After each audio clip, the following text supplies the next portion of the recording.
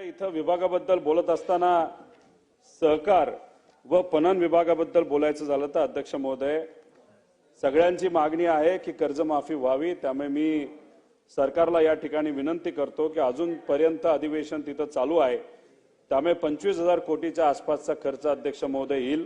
त्यामुळे कर्जमाफी या संपूर्ण महाराष्ट्राच्या शेतकऱ्यासाठी झाली पाहिजे अशी आमच्या सगळ्यांची अध्यक्ष महोदय इच्छा आहे आणि मागणी सुद्धा आहे।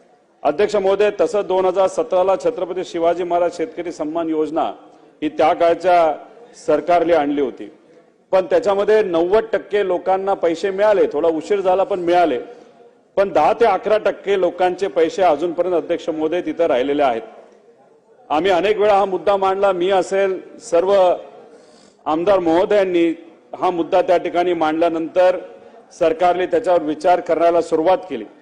अध्यक्ष महोदय, 17 पासून आतापर्यंत तुम्ही बघितलं 7 ते 8 वर्ष झाली, 6.5 लाख लोक शेतकरी या योजनेपासून वंचित आहे। अध्यक्ष महोदय, गेल्या वर्षी 27 मार्च 2024 रोजी तत्कालीन मुख्यमंत्री यांनी या संदर्भातली बैठक घेतली, कारण आम्ही सगळ्यांनी आवाज उठवला होता, शेतकऱ्यांची सुद्धा मागणी होती। बैठक झाली, असं कळतं निर्णय झाला की यांना आपल्याला मदत करायची, पण अध्यक्ष महोदय अजूनपर्यंत त्यांच्या खात्यामध्ये पैसे आलेले नाहीत। त्यामुळे लवकरात लवकर त्यांच्या खात्यामध्ये पैसे देणं हे महत्त्वाचं आहे। आणि ज्या लोकांनी रेग्युलर कर्ज भरलेले त्यांचा सुद्धा मोठा निधी हा सरकारकडून अजून देय बाकी आहे, तो सुद्धा निधी तिथं असणाऱ्या शेतकऱ्यांना अध्यक्ष महोदय दिला गेला पाहिजे। अध्यक्ष महोदय, पंजाबराव देशमुख व्याज सवलत योजना ही योजना कशासाठी असते की शेतकऱ्याला तिथं सरकारकडून एक मदत व्याजामध्ये व्हावी। चांगली गोष्ट आहे, चांगली योजना आहे। 2022-23 ला 532 कोटीची तरतूद झाली आणि खर्च किती झाला तर 430 कोटी झाला।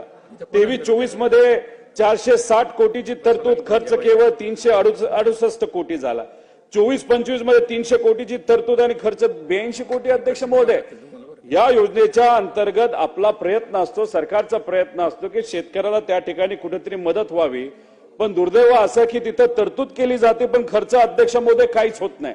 मग कुठेतरी जाहीर करावं की आम्हाला शेतकऱ्याला मदत करायची नाही, फक्त आम्हाला जाहीर करायचं, त्याच्यावर कुठेतरी राजकारण करायचं, मतं मागायचा, विषय संपवायचा। अध्यक्ष महोदय, आपण जर तिथं तरतूद करत असू तर त्याला निधी सुद्धा दिला गेला पाहिजे, खर्च झाला पाहिजे आणि शेवटच्या घटकापर्यंत मदत झाली पाहिजे अशी अध्यक्ष महोदय त्या ठिकाणी आमच्या सगळ्यांची इच्छा आहे। गाव तिथे गोडाऊन योजना याच्यामध्ये काही प्रमाणात दुर्लक्ष केलं जाते। अध्यक्ष महोदय, त्या बाबतीत लक्ष देण्याची जरूरत